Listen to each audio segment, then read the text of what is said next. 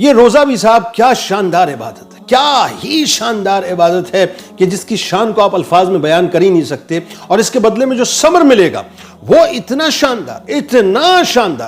شاندار ثمر ہے کہ اس کو بھی آپ الفاظ میں کسی طور سے بیان کر ہی نہیں سکتے۔ یعنی تصور کیجئے کہ سرکار مدینہ صلی اللہ علیہ وآلہ وسلم نے فرمایا کہ اللہ تعالیٰ فرماتا ہے کہ روزہ خاص میرے لیے ہے۔ یہ اللہ فرما رہا ہے، مالک کائنات، خالق کائنات، ہمارا پالنہار، کہ روزہ خاص میرے لیے ہے اور میں ہی اس کی جزا دوں گا۔